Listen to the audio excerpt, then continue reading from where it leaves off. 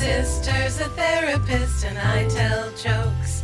We both want to help all kinds of folks. Hello, and welcome to a podcast. This one is called My Sister's a Therapist. The people involved are me, stand-up comedian Virginia Jones, and my sister Laura Ryan, who's a therapist. Hello, I'm Laura Ryan. I'm a licensed marriage and family therapist, but my main credit is sister to hooligan of hilarity, Virginia Jones. You know, what's great about being like 130 episodes in is they don't even hurt my feelings anymore. They just kind of roll off me when you've been beaten every day of your life. Eventually, it's just another thing that happened. Well, some people might be grateful and impressed with the fact that I've been able to come up with this many catchphrases. So, Virginia, in every episode, one person is the bright bulb of intel, and the other is the dull, dumb one that's maybe from a burnt out lamp in the corner. This week, I get to be the burnt out lamp in the corner, and you get to know things. What is our topic today? I get to be a bright, luminescent bulb surrounded by moths.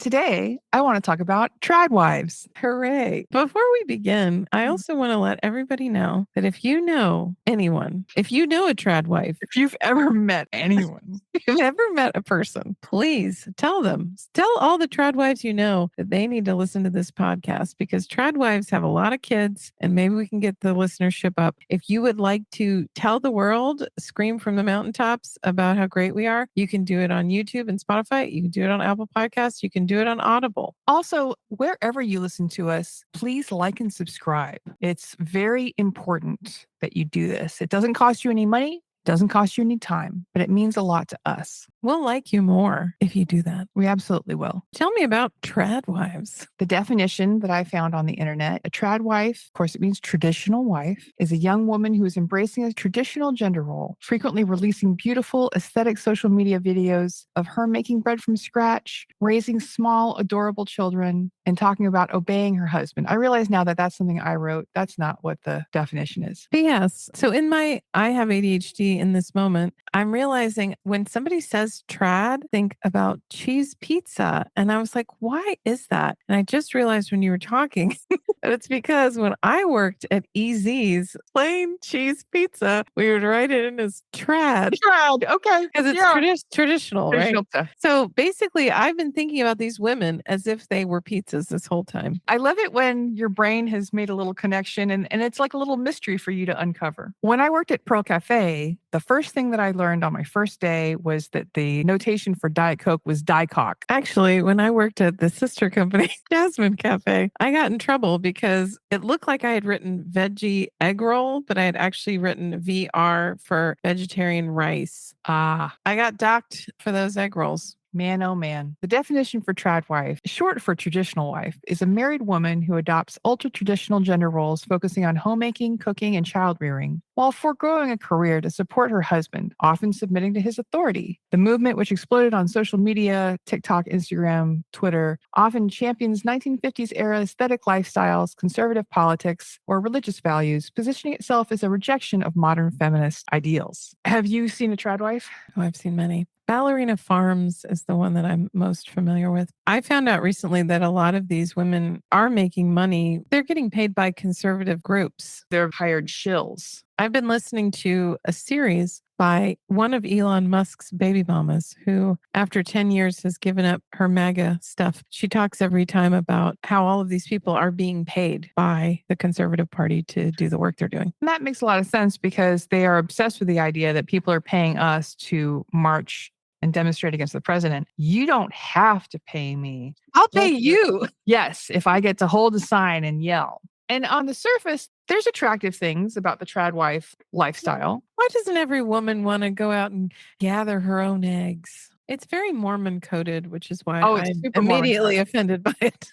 And Ballerina Farms is a Mormon tradwife. It is an interesting, idyllic social media fake scenario. On the surface, it seems kind of nice. These women get to be there for every minute of their kids' lives. These women get to make whole, healthful meals for their family. And they're not trying to do the death juggle of work, motherhood, chores, and doing all the things that regular moms are killing themselves doing. It's not motherhood per se. It's this elevated motherhood. We're making organic pancakes from buckwheat that we hold ourselves in the yard. It's all very difficult, is what I've noticed. The idea of being able to have the time and the resources to make everything from scratch and to be making the most healthful and beautiful and delicious food is attractive. While also wearing beautiful A clothing sundress. and having your makeup and hair done perfectly every time. It's like a pioneer got an Instagram account. They say we're doing 1950s style, but a lot of the time it's 19th century. Yeah, because 1950s was all about technology and getting help. That's where the cake mix came from. It was about being efficient. As you know, the first iteration of Betty Crocker cake mix failed in the 50s because women felt that if you were just adding water and an egg to a mix, they weren't doing anything. It actually didn't have an egg. It was just water, and they didn't like that. So they would add eggs and butter and milk and they would destroy the cake. They took it off the market and then they reintroduced it in the 70s when more women were working outside the home. It went up like a house aflame. Let me just put water in this thing and feed it to my family. What they did was they changed the formula so you can add eggs so it feels like you're actually doing something. One thing that's attractive about the Tradwife lifestyle, one is that you're being shown the most beautiful, the most idyllic. Ballerina Farms, she trained as a ballerina at Juilliard, and she's married to a very wealthy man because most American families need to have two incomes to stay alive. You're being given this rosy view. Curated view. Yes. The fact is that post-industrial revolution, Americans are working more than people ever have. Henry Ford established the 40-hour work week because people were dying from overwork. Really, the main reason he established the 40-hour work week was because he realized if my employees are working to the bone all day and all night, they don't have any leisure time to buy these cars that I'm making. Drive them around. It was really capitalism that drove him to limit the hours. We had a peak in working hours in the Victorian era. People were working 80, 90 hours a week. But in the 15th century, during the time of serfdom, that we think is so bad, people were working 150 days a year. That sounds pretty good. I could do it. All work stopped at night because there was no electric lighting. Lengthy breaks for meals and naps were just part of the workday. So they didn't have to log into their laptop? No. In a challenging labor market, it can be attractive to make home life and home economics your full-time job. In many ways, I think the Tradwife is a reaction to the girl boss. We got all the way over on one pole and we've gone all the way to the other one. Our mother theoretically was a Tradwife, but she wasn't baking anything from scratch. She was just trying to survive. Trying to survive raising 5 children with no emotional support. I feel like Ballerina Farms chick is also doing that. She's doing it with highlights and she's making everything from scratch. The thing that I hate so much about Ballerina Farms is he's saying, hey, I know you've given up dreams of being a ballerina. So we're just going to make this thing called Ballerina Farms so that you can remind yourself every day of all the dreams that you lost. An irony of the Tradwife lifestyle is that part of the thing is my husband makes the money, but these chicks, even when they're not being paid by conservatives, they're making money. Ballerina Farms is selling food and housewares by a lady who competed for Mrs. World 2 weeks after giving birth. What kind of life is that? Sounds like a tough one. She's a crazy LDS supermommy. I am triggered by a lot of Tradwife content because the pure, hardworking, industrious woman with a million kids whose husband guides the household, that's the Mormon ideal. No one has played piano yet, but I know it's there. It's coming. The Tradwife lifestyle tends to align with religious and conservative values. Born-again Christians are 84% more likely to attempt a Tradwife lifestyle. Tradwives range politically from conservatism to right-wing extremism. Almost every stripe of Tradwife has some element of anti-feminism.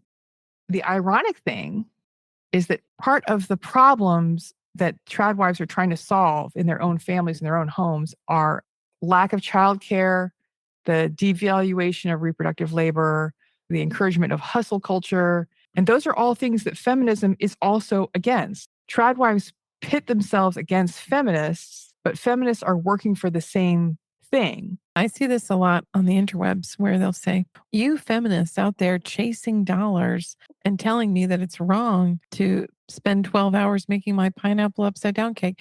No, feminism is here for every lady to be able to do what he wants. Correct. This is something that I stand firmly behind. Feminism is not about telling you what you can't do if you want to. It's one of those things where tradwives are responding to a stimulus that does not exist. It does exist. It exists in the mouths of the conservative people. Right. I saw a Fox News thing yesterday. This guy was talking about how terrible it is that our birth rates have gone down. And the worst part is 15 to 19-year-olds, those have dropped by 70%. Those teenagers are just not having miserable, unmarried teenage pregnancies to destroy their lives anymore. They doubled down and said, yeah, we really need these kids to be dropping out of school and having more babies. They're not kids. They're young women. 15 is a young woman. Haven't you heard? Haven't you read the Epstein files? Heard. Megyn Kelly. From an article called The Fury of the Tradwife, Tradwives cite the lack of comprehensive maternity care and exorbitant childcare prices as another reason to justify their lifestyle. But rage at this crisis of care is a core pillar of many feminist movements. Feminists want all families to have access to affordable care, whether or not they live traditional lives. There's an interesting controversy in 2025, and this happened mostly on X, which used to be Twitter and then was destroyed by Elon Musk. There was an influencer named Patriarchy Hannah. Hannah had 14 kids and a husband named Tony, and she was known for such bangers as, women act like having children is an excuse to gain weight, and it's not. There's no space for fat people in the public eye. She also wrote, if people's husbands are not, quote, capable of violence, then they, quote, don't have a husband, they have a wife. If my partner isn't willing to abuse me, then I might as well be married to a lady. She also said, if my husband tells me that something in the Bible means something different than I thought, I just accept that he's right. A internet sleuth tracked her down. She does not appear to be married. She does not have any children. And she does not appear to be a woman. Who knows if she was a woman, but all of the images, they image searched them and they were all stolen from the internet. Yeah. And she apologized for, quote, misleading followers into thinking the account owner was an ultra conservative married mother of 14. She's just a single lady who's crazy? She was getting a lot of supply from people being outraged. That's the beautiful thing about the Tradwife model, is that whether people love your content or hate your content, you're still getting engagement. This Twitter account really was giving whoever it was a lot of juice. So in the words of Lady Sovereign, love me or hate me, it's still an obsession. Make way for the SOV.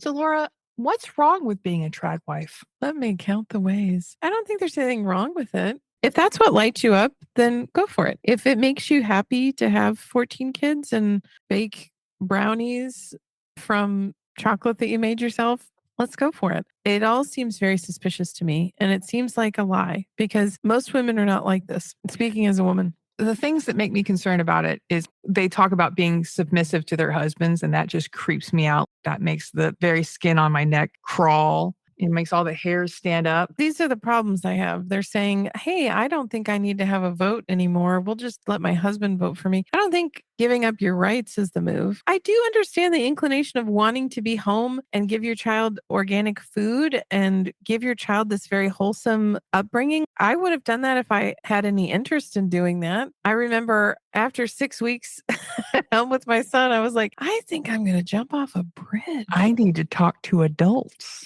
I need to get out of here. My goal for 2026 is to read all of Jennifer Weiner's books. I've gotten pretty far. I just finished a book called Goodbye, Nobody. It's about a lady who unwittingly has a bunch of kids. She's living out in the suburbs. And there's all these Susie Cream Cheese ladies who are giving their children hand-cut carrots on the playground. And meanwhile, the character is giving her kids Cheetos and McDonald's. Lunchables and feeling totally inferior because she, P.S., is fat and poorly dressed, unlike all of these women. If you were surrounded by tradwives, this is what it looks like. One of the concerns is the difference between the tradwife of the 50s and today is choice. A lot of women got trapped into being tradwives and having kids that wouldn't have chosen it. And guess what? That means not very well-raised kids. And that's us. I think our mother chose it. I think she wanted that. She wanted to live up to whatever the Mormon ideal was. I don't know if she was cut out. She wasn't cut out for it, but I think she did want to do it. Right. When push came to shove, she didn't have the chops. All of our dinners were burned and made with mostly canned soup. Tradwives didn't work outside the home because they couldn't. They couldn't start a business, get a loan, get a credit card, et cetera, et cetera. It is not anti-feminist to opt out of the workforce. Like you said, it's not anti-feminist to do anything you want to do. For me, it requires a high level of trust in the love and fidelity of your husband. You're putting stuff in his hands that I would not put in a man's hand. And do you think that has anything to do with your family trauma history? No. Lawyers have commented Tradwives experience the same 50% divorce rate as everybody else. It can encourage you to stay in a bad relationship. You have a woman with no work experience who maybe has more kids than the average person and who cannot afford to live without her husband. When the husband has that much power, who's going to stop him from being abusive, cheating on you, and you just have to put up with it? You're just explaining our mother's story. This is why after 15 years of marriage, she ended up having to go work at Bookstop and live in a one-bedroom apartment with her boss. One of the downsides of being a tradwife is also learned helplessness. The women that find themselves divorced or widowed, they don't have any idea how to pay taxes. They don't have any idea how to pay bills. They don't know how to make investments or operate in the world outside the home. They are infantilized in a lot of ways. You have to be sure that your husband will never leave you and will never die. You also have to be sure that your husband is never going to rip you off financially, because in my office, I hear stories about that a lot,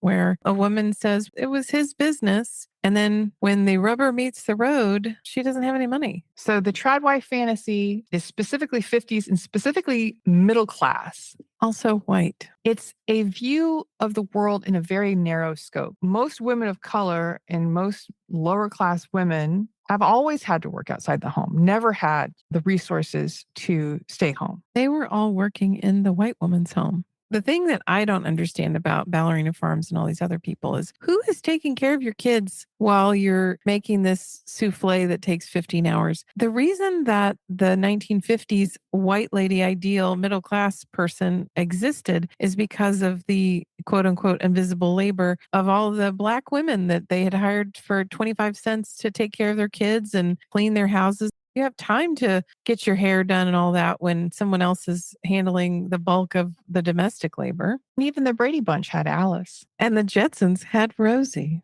Again and again, we are given this view that what we really need to do is get back to the 50s. That's what Republicans want to do. The idea that everything was better in the 50s, yes, everything was better for white and middle class men. But what made the 50s great was not all white neighborhoods or stay-at-home moms. It was the GI Bill of people coming back from World War II and the Korean War that allowed veterans to go to college. It was a booming economy and more disposable income. They also got grants for housing. So they're able to buy houses with their GI money. There's a confusion between causation and correlation here, I think. If we just get really racist and really restrict women's rights, then we're going to be in this boom time and we're going to be back to having a lot of leisure time and a lot of extra money and all the things that made the 50s rosy for white people. We happen to be really racist and there was a lot of money around. The racism and keeping women in the home is not what made the economy boost and is not what gave people access to buying homes. After the GI Bill, so many people were able to buy homes that had been in apartments before that. We created the suburbs. Those didn't exist. That's what the GI Bill did. And Ballerina Farms does say we have a nanny. She has someone homeschooling her kids and someone watching her kids while she is making a 15-step souffle. There's some downsides for husbands giving over to a tradwife lifestyle. They're less connected to their children. They have learned helplessness in the home. These are the men who aren't able to load a dishwasher or change a diaper. They do experience the added pressure of being the sole breadwinner. I have the only job that is keeping this family afloat. Speaking as the sole breadwinner, it's a pretty big burden. Yes. Motivated by this, they might throw themselves into work the way the wife is throwing themselves into the home. And so there's just more separation there. Like we live in two different worlds.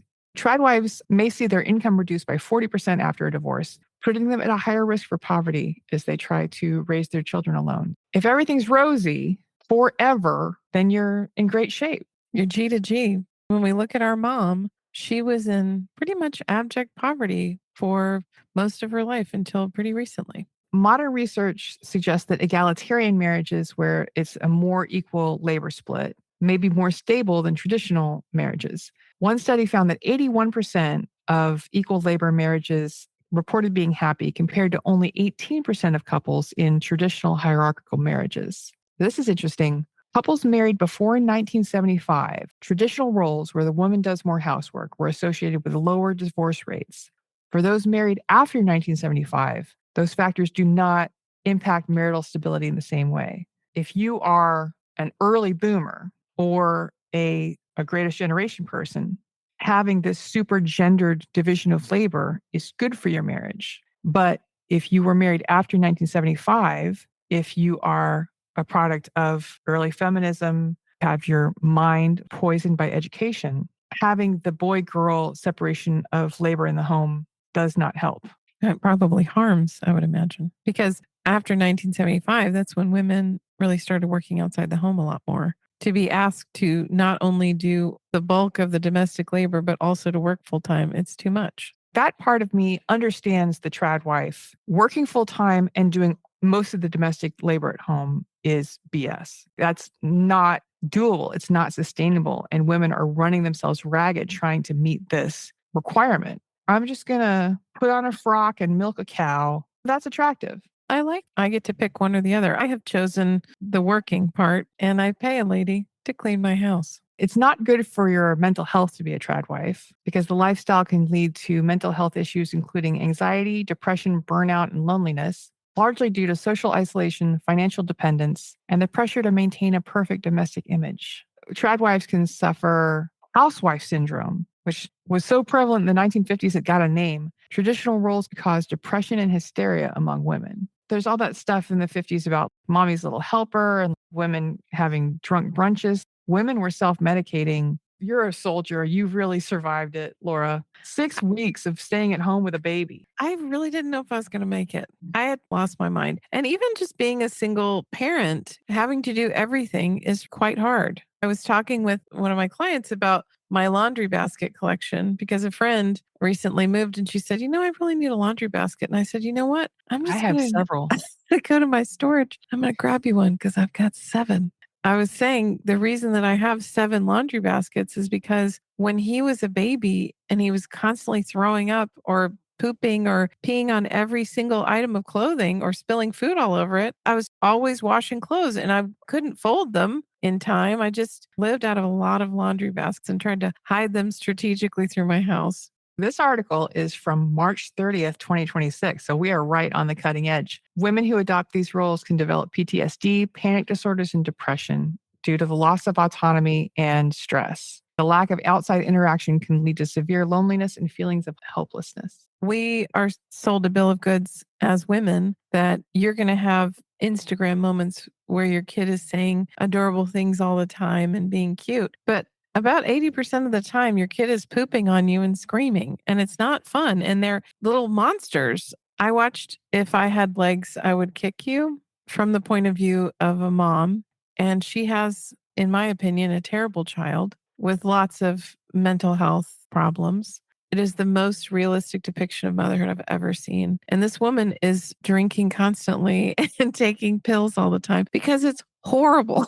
There's an article from the New York Times. Trad wife content isn't really for women. It's for men who want submissive wives. Trad wives may be at greater risk for domestic violence. Really? Can you Yeah. imagine? I never would have put that Because together. A man who says to himself, I'm going to get a lady who's going to submit to me and I'm going to make all the money. And guess what? I have all the power. And I'm going to isolate her from everyone because if she has 14 kids, she doesn't have time for Taco Tuesdays with her friends or book club or any of that stuff. If she's living on, say, a dairy farm in Utah, she's very isolated. Laura, do you think you would be a trad wife? I don't think there's any amount of money that you could pay me to be a trad wife. Because if you think about what the trad wives are doing all day, it's stuff I hate. I hate cleaning. I don't hate cooking. I don't really like it though. I don't like sewing clothes for kids. I don't like sewing. I don't like knitting. I don't like any activities that are about housekeeping, really.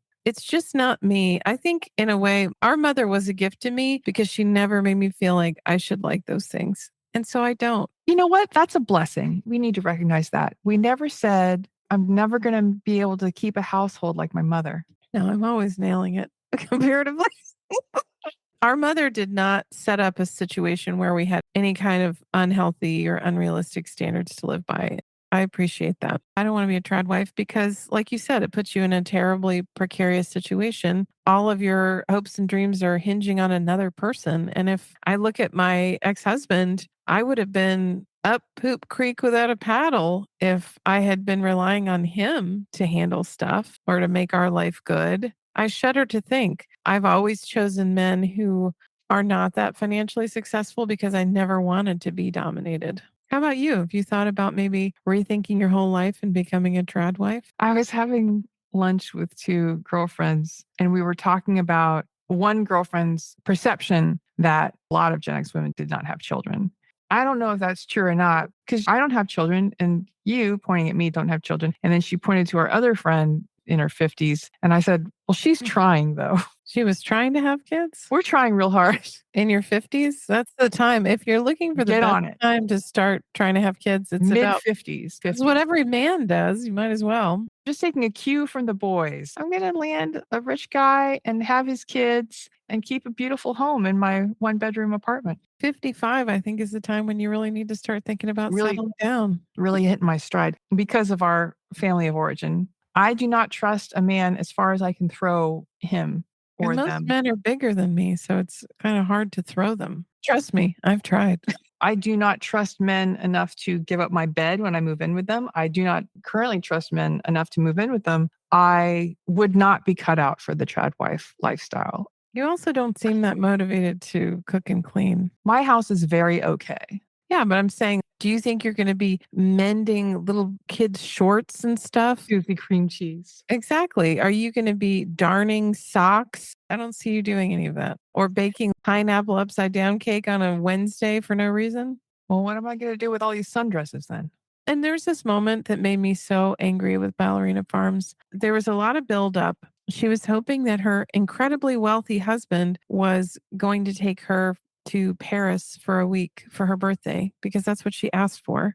And instead, he ordered a little belt that you could wear around your waist where you put the eggs in there. You can collect eggs when you're out there. That's almost the same thing. And you see this woman's face dropping because he didn't do it because he couldn't afford the trip to Paris. He just doesn't want her to have a fun time. He wants her to be out there collecting eggs out of the coops. Yeah, because he wants her to be submissive to him. Like that dude on the Manosphere. Well, all the dudes on Which the one? Manosphere. It reminds me of Myron Gaines, who thinks that women should submit to him. I don't submit to jack about crap, honestly. Unfortunately, when I'm in relationships, I find myself sometimes doing it and I hate myself for doing it. If I felt like I could trust a man to have my best interests at heart, care for and protect me the way that all the conservative men say they want to, maybe that would be an option for me. But I've never been with a man who made my life better. Why would I trust one? And I can tell you, in my marriage, I was the primary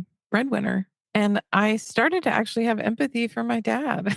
I remember my then husband wanted to buy this really ugly couch and these terrible looking lamps. And I thought, well, I'm paying for it. I'm going to buy what I want.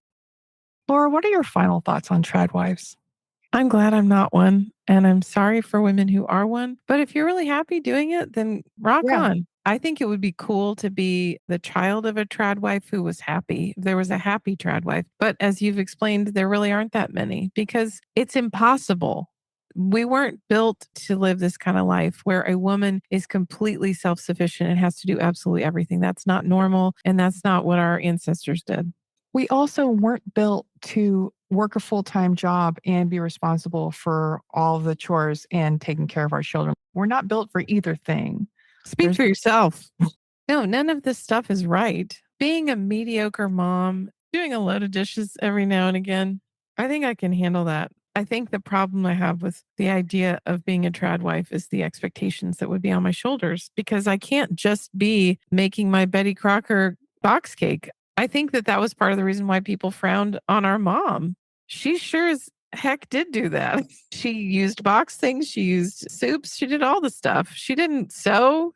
She never could play piano. In many ways, she was the worst Mormon wife you could have. If we're just looking at the standard, I guess she did keep dry goods downstairs. So that was something. It's the idea that there's these expectations that I'm going to be superb and stupendous in every way. Technically, in 2020 and 2021, I was a stay-at-home mom, and I also hated that. Virginia, what are your final thoughts on this very interesting topic that you've brought to the fore? To any Tradwives listening, and I feel like we probably do have a pretty big listenership, feminists are not your enemy.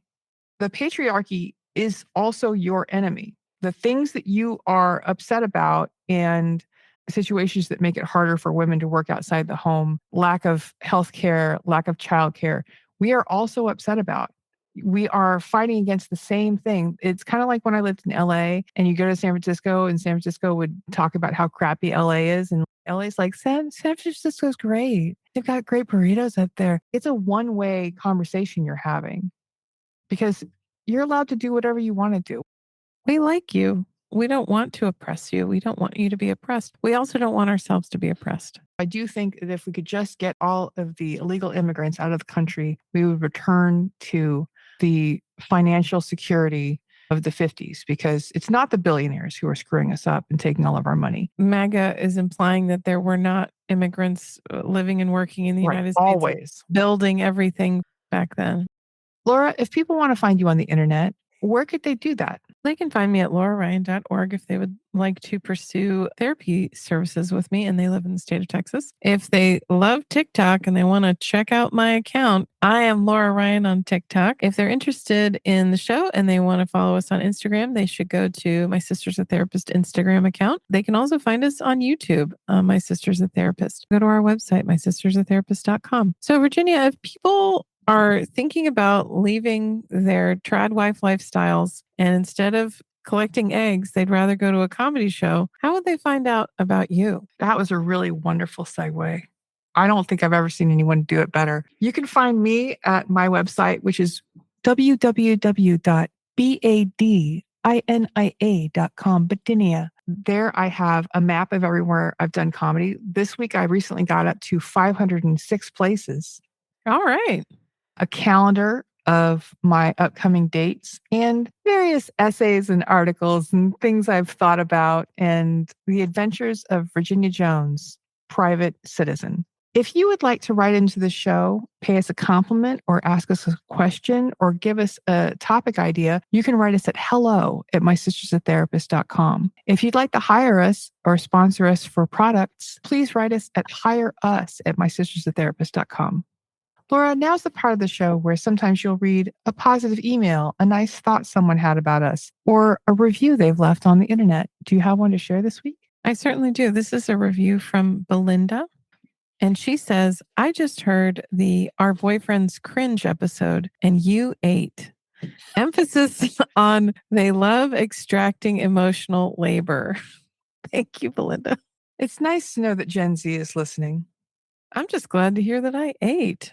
Well, in the words of a man who I'd be his Tradwife any day, Billy Ray Valentine, Capricorn, Right. We can make it, baby. Me and you. Bye. Bye.